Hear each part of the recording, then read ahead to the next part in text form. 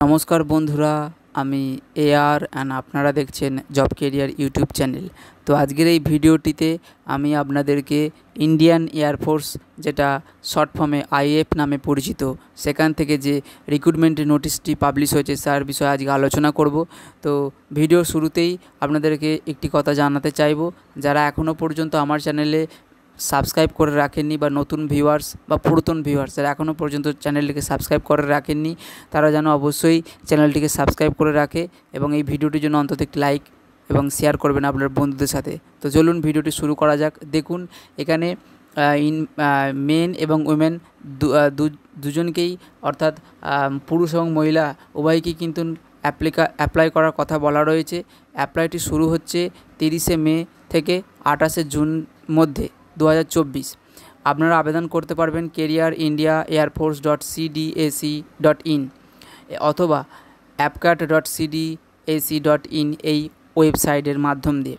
এখানে যে কমন যে অ্যাডমিশান টেস্ট বা এয়ারফোর্স কমন অ্যাডমিশান টেস্ট, অ্যাপক্যাট নামে অনেকে পরিচিত, সেটার 2024-এর যে ভ্যাকেন্সি সেটারই পাবলিশ আপনাদের নোটিশটা আপনাদেরকে পড়ে শোনাচ্ছি। এবং এখানে কিন্তু এনসিসি যারা করে তাদের ক্ষেত্রে একটা স্পেশাল এন্ট্রি রয়েছে। তো তার জন্য ভিডিওটি কিন্তু শেষ পর্যন্ত দেখুন। তার বিষয়ে কিন্তু আমি আপনাদের একটা প্লাস পয়েন্ট বলবো যে এনসিসি কেউ যদি করে থাকে তারা কিন্তু কতটা সুবিধা পেতে পারে এই অ্যাপক্যাট এক্সামটির মাধ্যম দিয়ে। দেখুন, এখানে এটা জুলাইয়ে একদম আপনার কোর্সটি আরম্ভ হয়ে যাবে। আপনি জুলাই 2025-এর মধ্যে একদম জয়েন করছেন ইন্ডিয়ান এয়ারফোর্সে। তো এখানে যে মেন দুটি পোস্টের কথা বলা রয়েছে, যে ফ্লাইং ব্রাঞ্চ অফিসার এবং গ্রাউন্ড ডিউটি, যারা টেকনিক্যাল এবং নন টেকনিক্যাল ব্রাঞ্চে মানে ডিপার্টমেন্টে থাকবে। তো এখানে ফ্লাইং যারা অফিসার হবে অথবা যারা গ্রাউন্ড ডিউটি হবে, উভয়ই পোস্টের ক্ষেত্রেই কিন্তু এটা শর্ট সার্ভিস কমিশন, অর্থাৎ শর্ট টার্মের একটা কেরিয়ার। তো এক্ষেত্রে যে টাইমটা ডিউরেশনের কথা বলা রয়েছে সেটা আমি আপনাদেরকে নোটিশটি শেষেই আমি আপনাদেরকে বলতে পারবো, কারণ এখানে অতটা মেনশান করা নেই।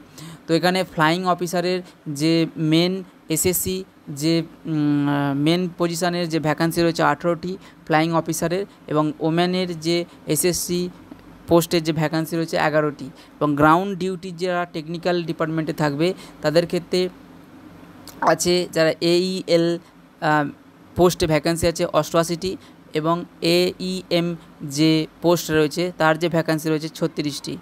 এখানে এই এবং এইএম এই সম্বন্ধে আপনার যদি কোনো ধারণা না থাকে তাহলে কিন্তু আপনারা এই অফিসিয়াল ওয়েবসাইটে গিয়ে কিন্তু চেক করতে পারেন, ঠিক আছে।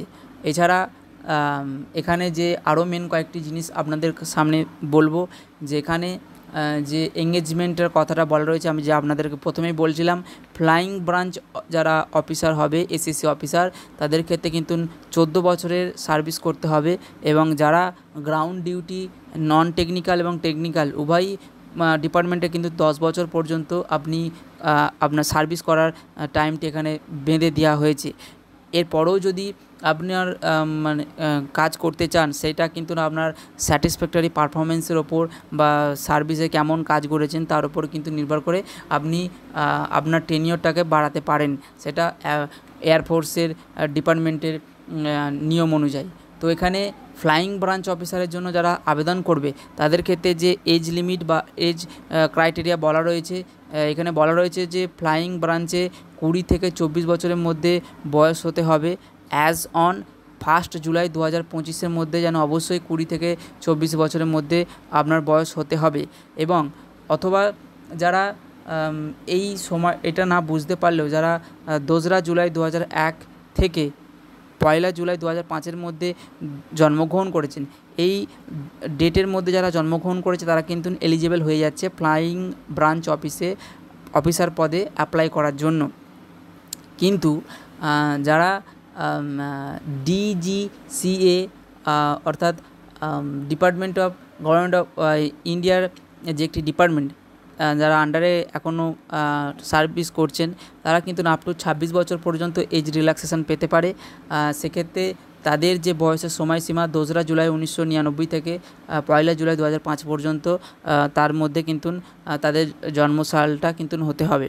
এছাড়া এখানে যে গ্রাউন্ড ডিউটির যে পোস্টের কথা বলা রয়েছে, তাদের ক্ষেত্রে 20 থেকে 26 বছরের মধ্যে বয়স হতে হবে 1লা জুলাই 2025 তারিখের মধ্যে। অতএব তাদেরকে 2রা জুলাই 1999 থেকে 1লা জুলাই 2005 মধ্যে জন্মসালের যে ডেট সেটা কিন্তু অবশ্যই হতে হবে। অর্থাৎ আপনি যদি 20 থেকে 26 বছরের মধ্যে হন তাহলে কিন্তু আপনি এলিজিবল হয়ে যাচ্ছেন গ্রাউন্ড ডিউটি। তো যেটা আপনাদেরকে বলছিলাম যে নোটিফিকেশানটা কিন্তু এই appcart.cdac.in অথবা careerindianearforce.cdac.in এই ওয়েবসাইটে কিন্তু আপনারা এই নোটিফিকেশানটি পেয়ে যাবেন। তো এখানে যে ফিজিক্যাল আর মেডিকেল স্ট্যান্ডার্ডের কথাটি বলা রয়েছে, কিন্তু এই যে আমি ওয়েবসাইটটির কথা বললাম এই দুটি ওয়েবসাইটে কিন্তু আপনারা পেয়ে যাবেন। তো এছাড়াও আমি কিন্তু এই নোটিশে যদি সেখানে মেনশন করা থাকে সেরকম কোনো মেডিকেল স্ট্যান্ডার্ড বা ফিজিক্যাল স্ট্যান্ডার্ড, সেটা কিন্তু আমি আপনাদেরকে জানিয়ে দেবো। তো এখানে ট্রেনিংটা কিন্তু আপনারা, আমি প্রথমেই বলেছিলাম যে 2025 জুলাই থেকে কিন্তু আপনার ফার্স্ট উইক অফ জুলাই 2025 থেকে কিন্তু আপনি ইন্ডিয়ান এয়ারফোর্সে ট্রেনিংয়ে কিন্তু জয়েন হয়ে যাচ্ছেন। এর সাথে যে আপনার ট্রেনিং পিরিয়ডটি সেটা কিন্তু 62 উইকে হবে, অর্থাৎ প্রায় 1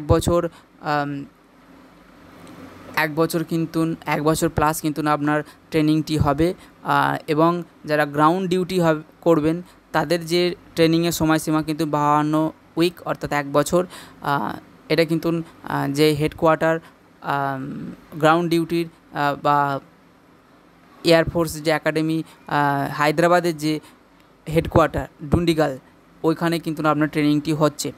এখানে ফ্লাইং অফিসারের যে স্যালারিটির কথা বলা রয়েছে বা ট্রেনিং চলাকালীন যে মান্থলি স্টাইপেন্ডটি পাবেন বা ফ্লাইং অফিসার হওয়ার সময় থেকে যে স্যালারিটি পাবেন সেটা এখানে বলা রয়েছে 56,100 টাকা থেকে কিন্তু আপনার স্যালারিটি স্টার্ট হচ্ছে, এবং হায়েস্ট কিন্তু 1,77,500 টাকা, যে অ্যামাউন্টটা এখনকার দিনেই কিন্তু একদম বিশাল এবং বিশাল অ্যামাউন্ট, যেটা এখনকার দিনে অন্য কোনো চাকরিতে কিন্তু আপনারা দেখতে পাবেন না।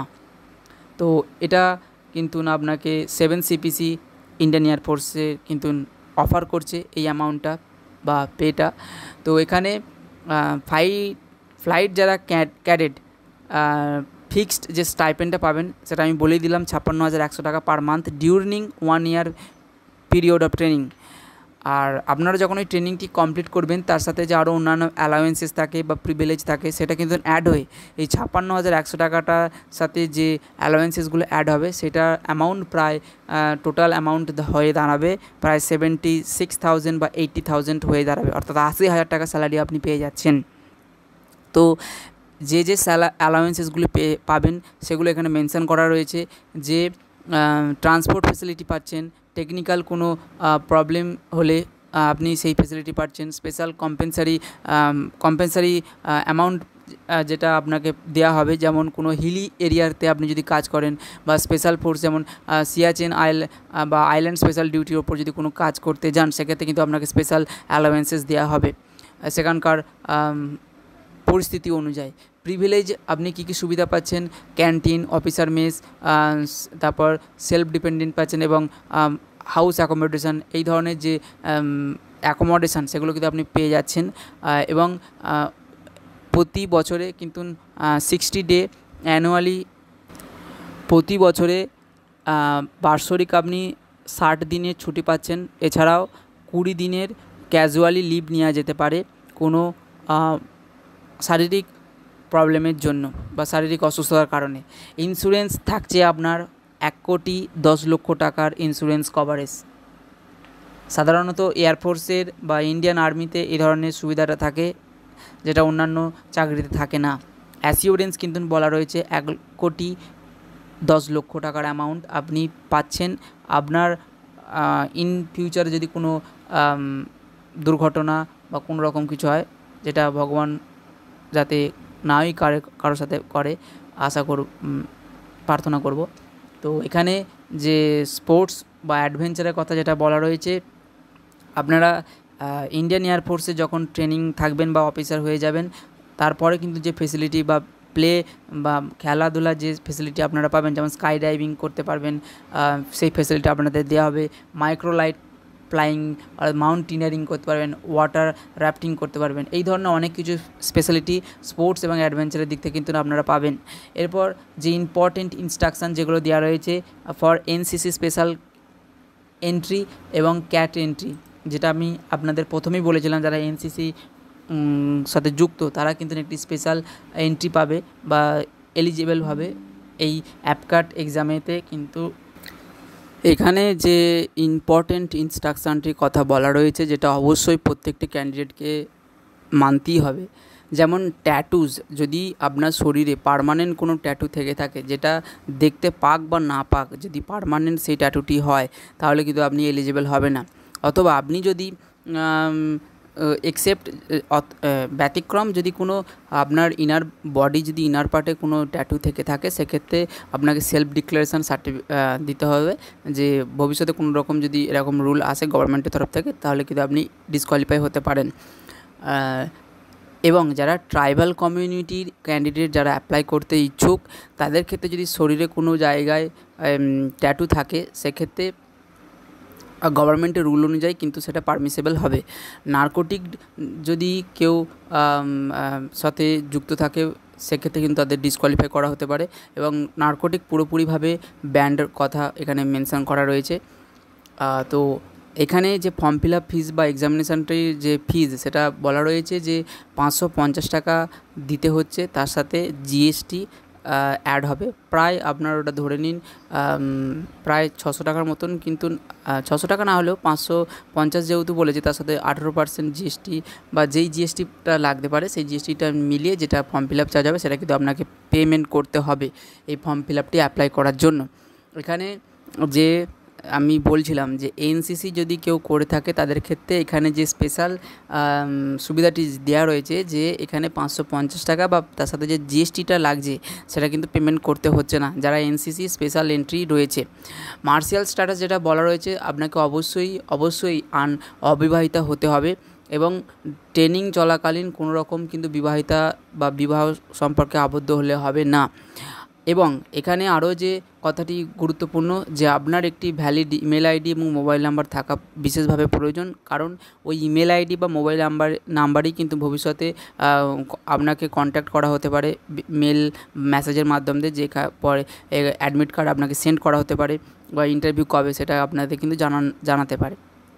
তো অবশ্যই আপনার ইমেল আইডি পার্সোনালি যেটা আপনার রয়েছে এবং মোবাইল নাম্বার যেটা পার্সোনাল, সেটাই কিন্তু আপনি ফর্ম ফিল আপ করার সময় দেবেন। এছাড়া এই ট্রাভেল অ্যালাউন্সেস কথাটি যেটা বলা রয়েছে, যে আপনি পরীক্ষাটি দিতে আসার জন্য কোনো রকম ট্রাভেল অ্যালাউন্সেস যে থাকার কথা, সেটা এখানে যেটা বলা রয়েছে যে দেয়া হবে। শুধুমাত্র শর্টেস্ট যেটা আপনার বাড়ি থেকে বা পরীক্ষা সেন্টারে যে শর্টেস্ট ডিস্ট্যান্স, সেই দূরত্বে কিন্তু আপনাকে ফেয়ার ব্যবস্থাটাই করা হবে যাতায়াতে। সেটা যদি ট্রেনের মাধ্যমে করা হয়, তাহলে এসি 3 টায়ার এবং এসি চেয়ার কারের মাধ্যমে কিন্তু হবে। বাসের ক্ষেত্রে নর্মাল বাস ফেয়ার আপনাকে দেওয়া হতে পারে ফি কনসেশন। তো যদি আপনি কোনো রকম এই ধরনের সিলেকশন বোর্ডে পরীক্ষা আগে দিয়ে থাকেন, সেক্ষেত্রে কিন্তু আপনার ট্রাভেল অ্যালাউন্সেস আর দেওয়া হচ্ছে না। অতএব এই ধরনের পরীক্ষার ক্ষেত্রে কিন্তু একবারই আপনি ট্রাভেল অ্যালাউন্সেস পাচ্ছেন শুধুমাত্র পরীক্ষাটি অ্যাটেন্ড করার জন্য। এখানে যে ফিজিক্যালি কন্ডিশন বা ফিজিক্যাল এফিসিয়েন্সি টেস্ট যে কথাটি আমি প্রথমে বলেছিলাম, এখানে কিন্তু মেনশন করা রয়েছে, যেটা আমি আপনাদেরকে পড়ে শোনাচ্ছি, যে আপনাকে মহিলা হোক বা পুরুষ উভয়কেই কিন্তু এখানে কোনোভাবে মেনশন করা নেই, তবে লেখা রয়েছে যে 1 মাইল আপনাকে দৌড়াতে হবে 10 মিনিটসের মধ্যে, অর্থাৎ 1.6 কিলোমিটার রান করতে হবে 10 মিনিটসের মধ্যে, এবং 10টি পুশ আপ করতে হবে এবং 3টি চিন আপ করতে হবে। এটা আলাদা টাইম মেজারমেন্ট করা হবে। তো এছাড়া যে কোয়ারি যদি কোনো এই অ্যাডভার্টাইজমেন্টের বিষয় থেকে থাকে, তাহলে কিন্তু আপনারা এই টোল ফ্রি নাম্বার যে 1800112448 এই নাম্বারে কিন্তু যোগাযোগ করতে পারেন, অথবা ইমেল appcatsale@cdac.in এই ইমেল আইডিতে কিন্তু আপনার কোয়ারি মেসেজ করে জানাতে পারেন। ঠিক আছে, তো আজকের ভিডিওটি এই পর্যন্ত। আমি কিন্তু আপনাদের সমস্ত নোটিশটি কিন্তু আমি আপনাদেরকে ক্লিয়ারলি বললাম ইন্ডিয়ান এয়ারফোর্সের তরফ থেকে যেটা পাবলিশ হয়েছিল। ভিডিওটি যদি ভালো লেগে থাকে অবশ্যই চ্যানেলটিকে সাবস্ক্রাইব করবে এবং ভিডিওটির জন্য অন্তত একটি লাইক এবং আপনার বন্ধুদের সাথে শেয়ার করবে যাতে তারাও এই ধরনের চাকরি বিজ্ঞপ্তি জানতে পারে। এবং যারা এখনও পর্যন্ত আমার চ্যানেলটিকে সাবস্ক্রাইব করেনি তাদের কাছে একান্তই রিকোয়েস্ট করব তারা যেন অবশ্যই চ্যানেলটিকে সাবস্ক্রাইব করে। এবং যারা রেগুলার আমার ভিডিওটিকে ওয়াচ করছে অথচ চ্যানেলটিকে সাবস্ক্রাইব করছে না তাদের কাছেও আমি রিকোয়েস্ট করছি যে তারা যেন অবশ্যই চ্যানেলটিকে সাবস্ক্রাইব করে, যাতে এই ধরনের চাকরির বিজ্ঞপ্তি কিন্তু আপনাদের কাছে বেশি পৌঁছায় খুব তাড়াতাড়ি। ঠিক আছে, তো ভিডিওটি দেখার জন্য ধন্যবাদ। দেখা হচ্ছে নেক্সট ভিডিওতে।